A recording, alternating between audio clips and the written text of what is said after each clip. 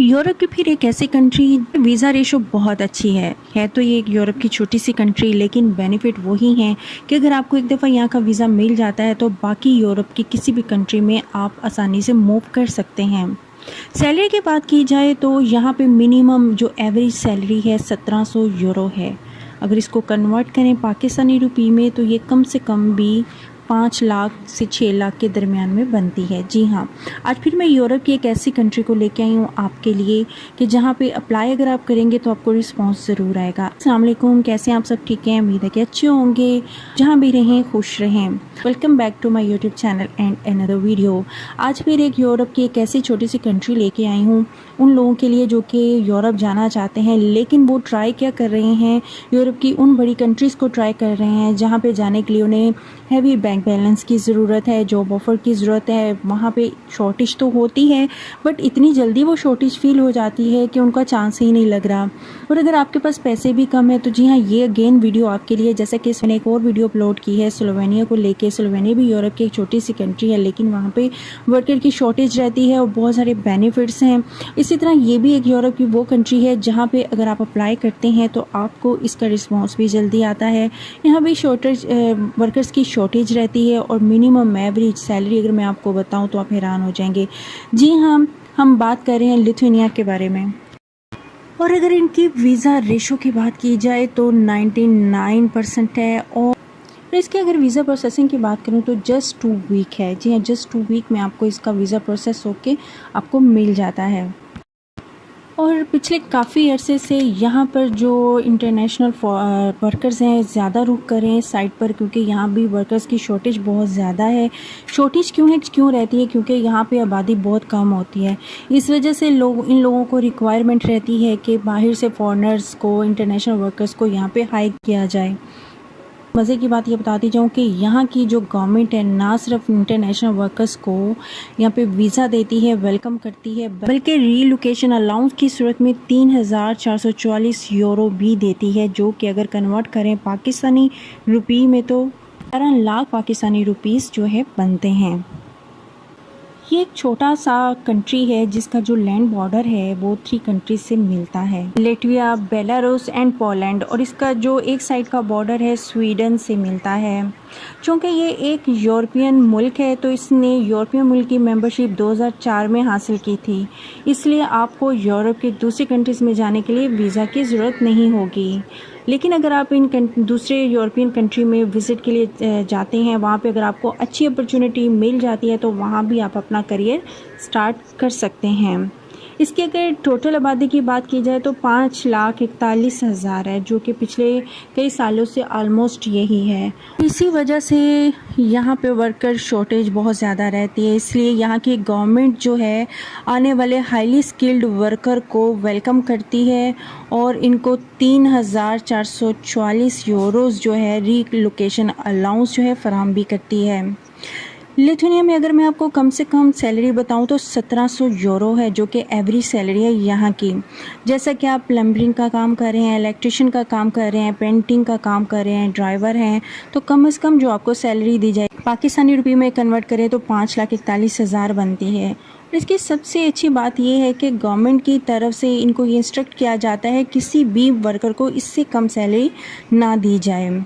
अब हम बात करेंगे उन प्रोफेशंस की जिनकी लिथुआनिया में सबसे ज़्यादा डिमांड है। मैं कोशिश करूंगी कि आपको सम अप करके कुछ प्रोफेशंस बता दूं और स्क्रीनशॉट भी लगा दूं ताकि आप इसको देख लें, लेकिन जब आप वेबसाइट पे जाएंगे तो आपको नज़र आ जाएगा कि बाकी कौन से शोबे हैं। जैसा कि कंस्ट्रक्शन वर्कर है, इसमें ब्रिकलेयर्स हैं, कॉन्क्रीट फिल्टर्स हैं, कारपेंटर्स हैं, टाइल फिटर्स हैं, प्लम्बर्स हैं, शिप पाइप फिटर्स हैं, ड्रेन इंस्टॉलर हैं, वेल्डर्स हैं, electricians, drivers, crane operator, butchers, heating system installer हैं, केबलर हैं, मशीन ऑपरेटर्स, टेलर्स हैं और उसके अलावा कंप्यूटर साइंटिस्ट वगैरह भी हैं।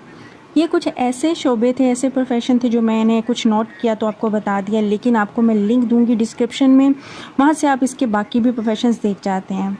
लिथुआनिया में अप्लाई करने का फ़ायदा ये है कि एक तो यहाँ पे वीज़ा का रेशो बहुत अच्छा है, यानी कि 98.7%। और सेकेंडली ये कि यहाँ पे आप कहीं से भी अप्लाई कर सकते हैं, दुनिया के किसी कंट्री से भी कोई इनके लिए रिस्ट्रिक्शन नहीं है, जैसे श्रीलंका, नेपाल, यूएई से, आप पाकिस्तान, बांग्लादेश, इंडिया से कहीं से भी अप्लाई कर सकते हैं।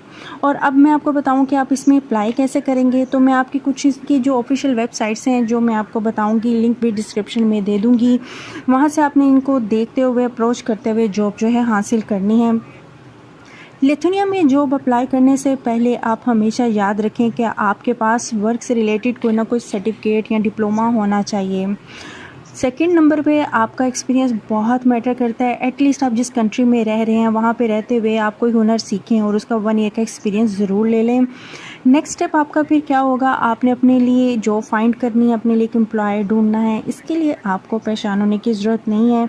मैं डिस्क्रिप्शन में मैं आपको एक ऐसी लिस्ट दे दूँगी जिसमें आपने अथॉराइज्ड जो कंपनीज़ हैं वहाँ पर आपने अप्लाई करना है, जो कि गवर्नमेंट ऑफ लिथुआनिया की वेबसाइट से रिलेट करते होंगे। आप जब यहाँ पे अप्लाई करेंगे तो आपको मालूम हो जाएगा कि ये जो हैं प्रोफेशनल वेबसाइट से लिए गए हैं और आप इसको वेरीफाई भी कर सकते हैं। वीडियो डिस्क्रिप्शन में मैं लिथुआनिया की जो जैसे मैंने बताया कि ऑफिशियल वेबसाइट्स भी दे दूँगी, जाके आप वहाँ से वेरीफाई कर सकें। मैं आपको यही रिकमेंड करूँगी कि आप डेली बेसिस पे 2 या 3 एप्लीकेशंस जो हैं यहाँ पे जाके ज़रूर सबमिट करें।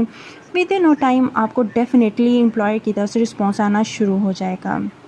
याद रखें, जब मैं पहले भी बता चुकी हूँ, सीवी है वो यूरोप पास फॉर्मेट का होना चाहिए। इसके लिए आपको किसी से हेल्प लेने की ज़रूरत नहीं है। मैं ऑलरेडी भी बता चुकी हूँ कि आपका फॉर्मेट अपने गूगल पे जाके इसको फॉर्मेट को कॉपी कर सकते हैं। उसके अलावा मैं एक लिंक भी दे दूँगी, आपने उसको देखते हुए भी आप उसको अपने यूरोप पास फॉर्मेट में अपने सीवी को बना सकते हैं।